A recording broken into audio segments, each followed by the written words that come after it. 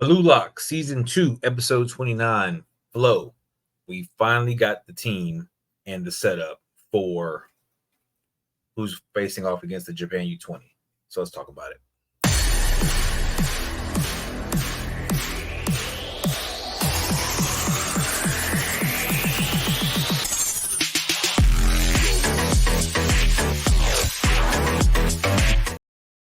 All right, welcome back, Geek Variants. We are talking about the BlueLock XI, the team that has been selected to face off against the Japan U20 team here in BlueLock episode 29 of season 2. So we're going to get right into, they finished off faster than I expected them to. We actually got the A4 versus the C3 match in which A4 won 5-4, and that finished out the tryouts. So Ego went ahead and went back and got on his screen and was just like, hey, these are the ones I'm removing. These are the ones I'm going to select. And, of course, we got to wait to find out who and why through this big announcement. So he's got a timer on the screen and everything. And we find out that the top scorers are the top 6 who were listed before. So all the top 6 were the ones that scored, as well as 4 additional people. Rayo scored, Yoichi scored, Bakura scored, and Baro scored. So those are only 4 people who were not in the top 6 that actually scored goals throughout the course of the tryouts. We actually, after we finish that match, we get a little back and forth between Ren and Shido are going at it because, again, they're trying to score their last goal and they're fighting, and eventually Shido gets the best of him and like knees him in the face and is about to come down with him before he gets this electric shock that's built into his suit, which I didn't know was a thing. And he gets kind of laid out because Ego is like, hey, yo, none of that. Tryouts are done. Match is done. We got stuff to do. So Shido's pretty much taken off and they're trying to figure it out. So when Ego comes out to make the announcement, Shido is noticeably not there. He is somewhere else. And they start going through as far as who is going to be on the team. They start off with Itoshi Rin. He is going to be the heart and soul of the team. He is the center. He is the one who has the best all-around abilities and capabilities to be the best striker that he has right now. He is Ego's top choice as a striker. So he's taking front and center stage. He's ready to go. Then they start building the team around him. And that's the part to keep in mind. They're building the team around him specifically because, again, everyone needs to be able to work with him. And that's kind of like the baseline of why he made his decisions. So we got Gagamaru, who was listed as the goalkeeper. He's got that spring-like reaction, and he's got some good height on him, which gives him that good advantage, that good reach and stuff to be able to get around. So it makes sense for him to be the goalkeeper. Jubei is listed as one of the center backs because, again, he also has that height and reach. So he's going to be good for defending and getting to the ball. Nico Iki is also a center back. Sharp mind and ability to steal. And, again, for defense, again, where it's kind of simple defense, they're going to keep the ball away from that goal as much as possible. We go into the side backs. We got the right side back, which is Chigiri. The right side backs were the side backs period were chosen because of their ability for technique and dribbling. So you can probably guess what the other one is. It is Bachara. Those two are going to be basically all on the defensive side of the ball. And of course, Bachara's like, I'm still going to try and score no matter where I'm at. Does not matter, which is why I love this dude. He just ready to go in, wherever he's at on the field. So that sets up defense, and to round out the defense, they end up going with Tabito.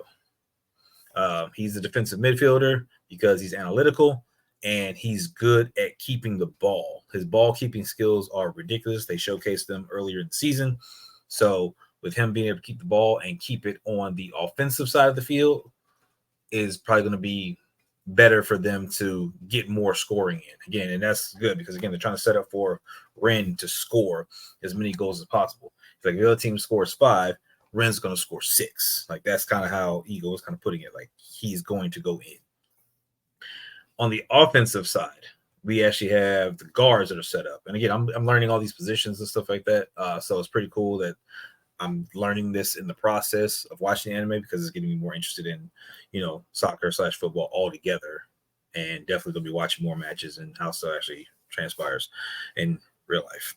But they put Ida is going to be the right wing guard because of his speed and stealth. So again, getting that ball up and getting it around people without them knowing that he's there is going to be very beneficial for setting up for attacks. The left wing guard is going to be Kinyu because he excels in those one-on-ones when you're attacking and stuff like that. Again, if you got a one-on-one matchup and he can, beat that one-on-one matchup and not get double teamed, that can definitely free him up to get some scores in. But if he is double teamed because they recognize that, then that means somebody is going to be left without a defender, which gives them the opportunity to score. So there's planning done in this. The offensive midfielders, we got two here.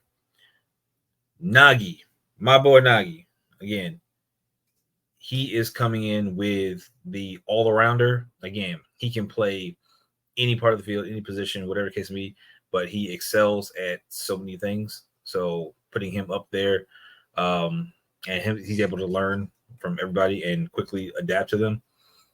He can do so much. So Nagi is the other one. And no surprise here, Yoichi is the other offensive midfielder. And the reason he was chosen is because he was the most compatible with Rin. He was the last piece of the puzzle. We already know about his skills, so like that. Again, piece of the puzzle fits him very nicely. He was able to adapt and get into that trance-like state and score a goal. And because of that, that put him higher on the list for being compatible with, Rin.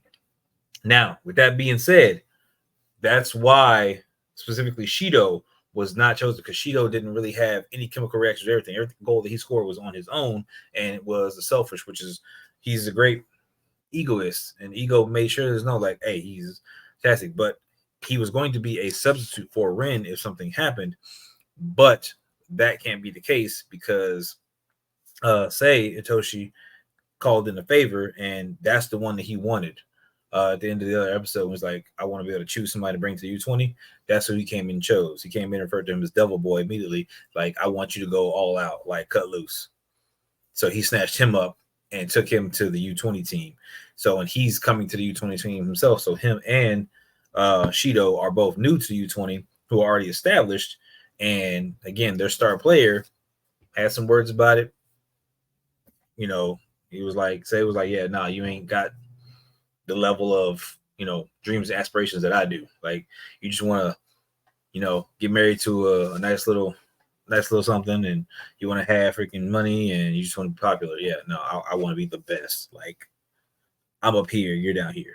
And he took offense to that. And of course, Shido came in and backed him up, and then the defense put Shido on his butt and was just like, yo, chill out. You show all on the field. And the guy, and I got to get his name so that he's got a little bit of green hair, but hair things move so quick. He was like, yo, I'm with you, but you got to show me on the field so that, and the defensive team will have your back.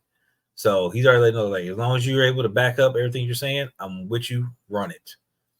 And I find out that the U20 team is an all defensive team. Like that's their kind of their stick. It's just being defensive, which means if you're an all-out attack team, again, scoring goals is going to be more difficult if you're facing an all defensive team, because again, you have to be able to get past their defenses, and we don't know what all the defenses are.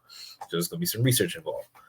But we got to talk about the other people who didn't make it for that. And I'm not going to go through everybody, but Nanance, Raichi, Rayo, Baro, all of them didn't make it. And yeah, they were looking pretty salty. Like, because remember, Rayo at least scored a goal. Baro scored a goal at some point, and they didn't make it. Other people who didn't score, I think, ended up making it. So they feel some type of way about that. How they're going to be utilized, I don't know, because again, it's possible that you're going to have substitutions at some point. They may have people on standby for substitutions, because it looked like during the training that they still had people that were standing by and attending. So I don't know how that's going to work, because we know that Chigiri has issues with his leg, and he was afraid to let the chains off. Now he's let the chains off and he's moving. It's possible that we could have injury, especially if you got an all defensive team and they're coming in, they're doing slide tackles or whatever the case would be, and they could cause damage to Chiggery, damage to any player. But Chiggery, who already has a prior injury, they could end up either just mentally, messing with him, so that getting him nervous and stuff, or they could actually injure him and take him out, and then somebody else would need to be able to step into his role as the right side back. So who's going to make the most sense for that? So we got to look at all of this. Like, he set up the team specifically to be able to do damage, but again, injuries happen, and we haven't really seen injuries like that in BlueLock, like not like crazy. So I want to see how they're gonna progress this. They got 2 weeks until the match with the U20, so 15 days until the match with the U20. So they got 15 days to train and get on the same accord and be ready to go. And so all the training programs are definitely ramping up, but they're also learning about flow, which is kind of what Yoichi showed off when he went to his trance-like state and he scored his goal back in the early episodes.